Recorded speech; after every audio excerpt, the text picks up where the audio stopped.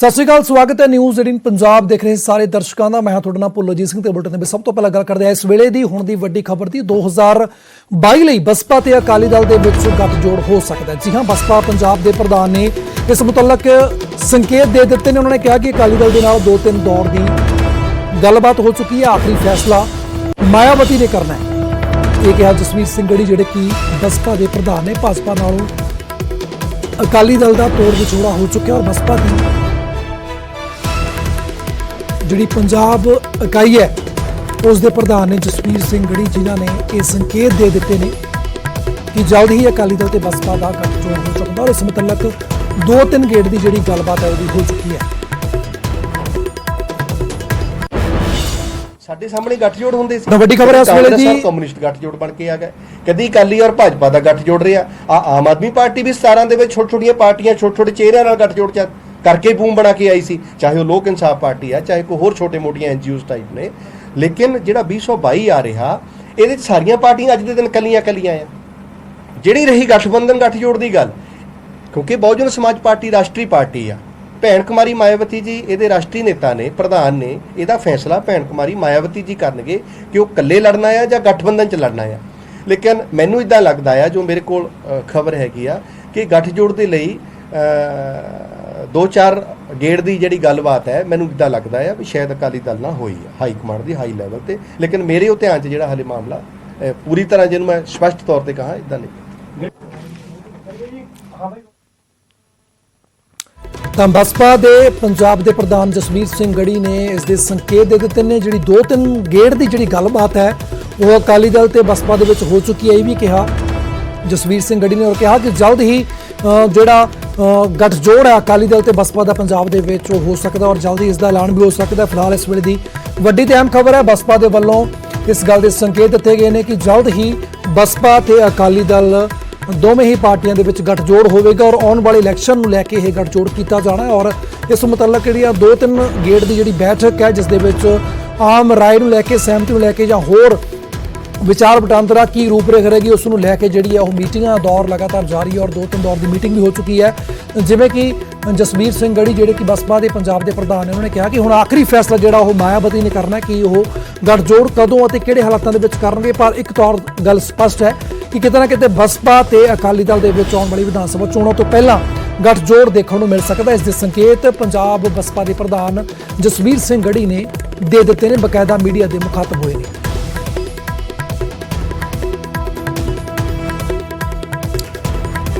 इस खबर की गलबात करते हैं, साडे सहयोगी रोहित बंसल जुड़ रहे हैं चंडीगढ़ तो। रोहित, तो कह सकते हैं कि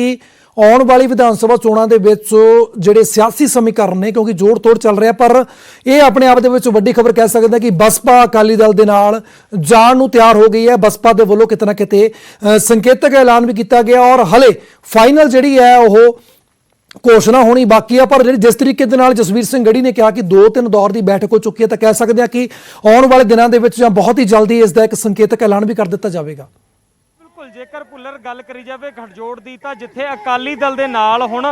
जिहड़ा बीजेपी दा हैगा, असीं कह सकते हैं कि जिहड़ी भारतीय जनता पार्टी का अलायंस टुट चुका, तो किते ना किते अकाली दल भी हुण एक अलायंसदार नवां हिस्सेदार भाल रही है। तो अजे विच पिछले दिनों के विच सुखबीर सिंह बादल का भी एक बयान आया सी कि साडा कुछ हमख्याली पार्टियां दे नाल गठजोड़ करने लिए गलबात चल रही है और बहुत जल्द तुहानूं एक नवीं खुशखबरी है जिहड़ी दित्ती जाएगी। तो उस तो बाद अज जसवीर सिंह गढ़ी जिहड़े बहुजन समाज पार्टी पंजाब के प्रधान है, उन्हां वल्लों इस चीज़ का बयान दिता गया है कि जिहड़ी 3-4 गेट की मीटिंग है वो साडी केंद्रीय लीडरशिप के नाल अकाली दल की हो चुकी है और बहुत जल्द जिहड़ा एक गठजोड़ है वो कर लिया जाएगा। हालांकि हाले तक कोई भी सीट शेयरिंग नूं लैके उन्होंने गलबात नहीं की और किहड़ियां शर्तां दे तहत गठजोड़ होएगा वो नहीं की। जेकर गल करी जाए BSP की, तो 1997 के विच BSP का आखिरी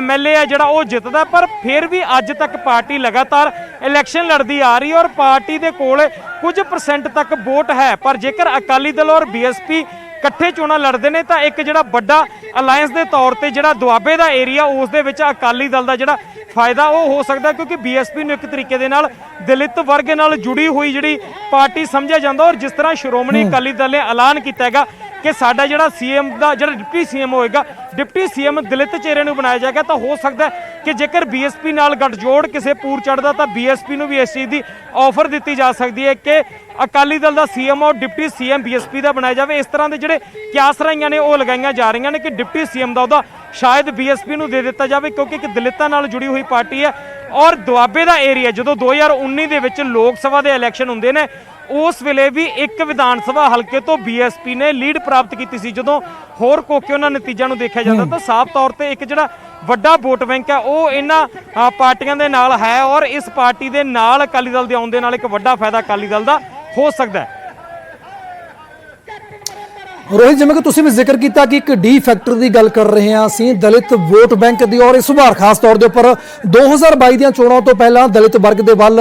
ਸਾਰੀ ਹੀ ਪਾਰਟੀਆਂ ਆਪਣਾ ਫੋਕਸ ਕਰ ਰਹੀਆਂ ਨੇ, ਚਾਹੇ ਉਹ ਸੀਐਮ ਬਣਾਉਣ ਦੀ ਗੱਲ ਹੋਵੇ ਚਾਹੇ ਡਿਪਟੀ ਸੀਐਮ ਦੀ ਗੱਲ ਹੋਵੇ। ਤਾਂ ਅਜਿਹੇ ਦੇ ਵਿੱਚ ਕਿਤੇ ਨਾ ਕਿਤੇ ਬੀਐਸਪੀ ਵੀ ਆਪਣਾ ਕਹਿ ਸਕਦੇ ਕਿ ਕਾਰਡ ਖੇਲਣ ਨੂੰ ਤਿਆਰ, ਕਿਉਂਕਿ ਜਿਸ ਤਰੀਕੇ ਦੀ ਸਥਿਤੀ ਅਕਾਲੀ ਦਲ ਦੀ ਬਣੀ ਹੋਈ ਹੈ ਪਿਛਲੀ ਵਿਧਾਨ ਸਭਾ ਚੋਣਾਂ ਦੀ ਜੇਕਰ ਗੱਲ ਕੀਤੀ ਜਾਵੇ ਤਾਂ ਇਤਿਹਾਸ ਗਵਾਹ ਕਿ ਸਭ ਤੋਂ ਸ਼ਾਇਦ ਮਾੜਾ ਪ੍ਰਦਰਸ਼ਨ ਜਿਹੜਾ ਸੀ ਉਹ ਅਕਾਲੀ ਦਲ ਦਾ ਰਿਹਾ ਔਰ ਬਹੁਤ ਘੱਟ ਸੀਟਾਂ ਆਈਆਂ ਨੇ। ਤਾਂ ਅਜਿਹੇ ਦੇ ਵਿੱਚ ਜਿਸ ਮੌਕੇ ਦੇ ਉੱਪਰ ਆ ਕੇ ਬੀਜੇਪੀ ਤੇ ਅਕਾਲੀ ਦਲ ਦਾ ਗੱਠਜੋੜ ਟੁੱਟਿਆ ਤਾਂ ਬੀਐਸਪੀ ਕਿਤੇ ਨਾ ਕਿਤੇ ਕਹਿ ਸਕਦੇ ਆ ਕਿ ਟਰੰਪ ਕਾਰਡ ਦੇ ਤੌਰ ਦੇ ਉੱਪਰ ਅਕਾਲੀ ਦਲ ਨੂੰ ਫਾਇਦਾ ਪਹੁੰਚਾ ਸਕੇਗੀ। ਜਿਵੇਂ ਕਿ ਜ਼ਿਕਰ ਕੀਤਾ ਕਿ ਜਿਹੜੀ ਬਹੁਜਨ ਸਮਾਜ ਪਾਰਟੀ ਕਿਤੇ ਨਾ ਕਿਤੇ ਦਲਿਤ ਦਬਕੇ ਦੇ ਨਾਲ ਜੁੜੀ ਹੀ ਪਾਰਟੀ ਮੰਨੀ ਜਾਂਦੀ ਆ। ਕੁਮਾਰੀ ਮਾਇਆਵਤੀ ਦੀ ਜੇਕਰ ਗੱਲ ਕੀਤੀ ਜਾਵੇ, ਜੇਕਰ ਆਈਡੀਓਲੋਜੀ ਦੀ ਗੱਲ ਕੀਤੀ ਜਾਵੇ ਪਾਰਟੀ ਦੀ, ਤਾਂ ਕਿਤੇ ਨਾ ਕਿਤੇ ਕਹਿ ਸਕਦੇ ਆ ਕਿ ਇਸ ਗੱਠਜੋੜ ਜੇਕਰ ਹੁੰਦਾ ਹੈ ਅਕਾਲੀ ਦਲ ਤੇ ਬੀਐਸਪੀ ਦਾ ਤਾਂ ਅਹਿਮ ਭੂਮਿਕਾ ਨਿਭਾ ਸਕਦਾ ਜਿਹੜੀ ਆਉਣ ਵਾਲੀ 2022 ਦੀ ਇਲੈਕਸ਼ਨ ਹੈ। ਜੀ ਬਿਲਕੁਲ, ਜੇਕਰ ਗੱਲ ਕਰੀਏ ਪੰਜਾਬ ਦੀ ਤਾਂ ਸਾਹਿਬ ਕਾਸ਼ੀ ਰਾਮ ਜਿਹੜੇ ਬਹੁਜਨ ਸਮਾਜ ਪਾਰਟੀ ਦੇ ਕਰਤਾ ਧਰਤਾ ਸੀ, ਜਿਨ੍ਹਾਂ ਨੇ ਇਸ ਪਾਰਟੀ ਦੀ ਸ਼ੁਰੂਆਤ ਕੀਤੀ ਸੀ, ਉਹ ਪੰਜਾਬ ਤੋਂ ਹੀ ਆਉਂਦੇ ਨੇ ਔਰ ਪੰਜਾਬ ਦੇ ਦੁਆਬੇ ਏਰੀਏ ਤੋਂ ਹੀ ਆਉਂਦੇ ਨੇ। ਤਾਂ ਇਸ ਕਰਕੇ ਦੁਆਬੇ ਏਰੀਏ ਦੇ ਵਿੱਚ ਬਹੁਜਨ ਸਮਾਜ ਪਾਰਟੀ ਦਾ ਔਰ ਬਹੁਜਨ ਸਮਾਜ ਪਾਰਟੀ ਦੇ ਨਾਲ ਜੁੜੇ ਹੋਏ ਲੋਕਾਂ ਦਾ ਇੱਕ ਵੱਡਾ ਆਧਾਰ ਆ ਔਰ ਦਲਿਤ ਲੋਕਾਂ ਦੀ ਜਿਹੜੀ ਬਹੁਤਾਤ ਆ ਉਹ ਇਸ ਏਰੀਏ ਦੇ ਵਿੱਚ ਪਾਈ ਜਾਂਦੀ ਹੈ। ਤਾਂ ਇਸੇ ਕਰਕੇ ਜਿਹੜਾ ਇੱਕ ਲੱਗ ਰਿਹਾ ਕਿ ਜੇਕਰ ਦੋਨੇ ਪਾਰਟੀਆਂ ਇਕੱਠੀਆਂ ਹੁੰਦੀਆਂ ਨੇ ਤਾਂ ਇੱਕ ਵੱਡਾ ਫਾਇਦਾ ਅਕਾਲੀ ਦਲ ਨੂੰ ਮਿਲਦਾ ਨਜ਼ਰ ਆਏਗਾ, ਕਿਉਂਕਿ ਬਿਲਕੁਲ ਰੋਹਿਤ, ਤੁਸੀਂ ਬਣ ਰਹੇ ਹੋ ਸਾਡੇ ਨਾਲ ਇਸ ਵੇਲੇ ਸੀਨੀਅਰ ਅਕਾਲੀ ਆਗੂ ਵਿਰਸਾ ਸਿੰਘ ਬਲਟੋਹਾ ਜੁੜ ਰਹੇ ਨੇ। ਬਲਟੋਹਾ ਸਾਹਿਬ, ਸਵਾਗਤ ਹੈ ਨਿਊਜ਼ 18 ਪੰਜਾਬ ਦੇ ਉੱਪਰ। ਜਿਸ ਤਰੀਕੇ ਦੇ ਨਾਲ ਜਸਵੀਰ ਸਿੰਘ ਗੜੀ ਨੇ ਇੱਕ ਸੰਕੇਤ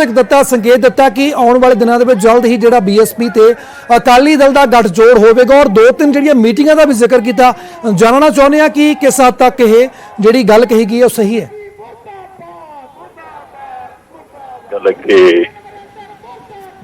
ਬਹੁਜਨ ਸਮਾਜ ਪਾਰਟੀ ਬੀਐਸਪੀ ਜਿਹਦਾ ਕਿ ਪੰਜਾਬ ਦੇ ਅੰਦਰ ਖਾਸ ਕਰਕੇ ਇੱਕ ਵਿਸ਼ੇਸ਼ ਤਬਕੇ ਦੇ ਵਿੱਚ ਵਿਸ਼ੇਸ਼ ਸਥਾਨ ਹੈ ਔਰ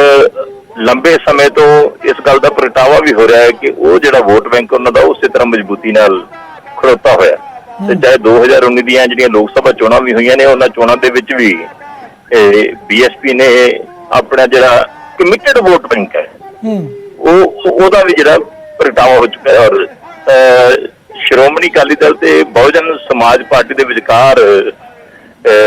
ਕੁਝ ਸਮੇਂ ਤੋਂ ਆਉਣ ਵਾਲੀਆਂ 2022 ਦੀਆਂ ਚੋਣਾਂ ਨੂੰ ਲੈ ਕੇ ਗੱਠਜੋੜ ਦੀਆਂ ਵਿਚਾਰਾਂ ਚੱਲ ਰਹੀਆਂ ਸੀਗੀਆਂ, ਮੀਟਿੰਗਾਂ ਚੱਲ ਰਹੀਆਂ ਸੀਗੀਆਂ, ਜਿਹਦੇ ਬਾਰੇ ਸਾਡੇ ਵੱਖ-ਵੱਖ ਲੀਡਰ ਸਾਹਿਬਾਨ ਨੇ ਵੀ ਤੁਸੀਂ ਔਰ ਸੁਖਬੀਰ ਸਿੰਘ ਬਾਦਲ ਹੋਰਾਂ ਨੇ ਵੀ ਇੱਕ ਤਰ੍ਹਾਂ ਦਾ ਜਿਹੜਾ ਇਸ ਗੱਲ ਦਾ ਇਜ਼ਹਾਰ ਕਰਕੇ ਕਿ ਅਸੀਂ ਕਾਂਗਰਸ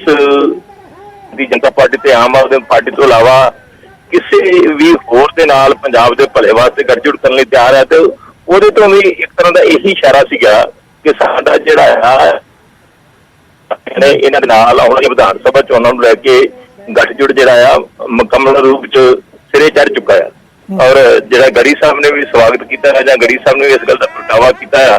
ਤੇ 2022 ਦੀਆਂ ਜਿਹੜੀਆਂ ਚੋਣਾਂ ਨੇ ਜਿੱਥੋਂ ਤੱਕ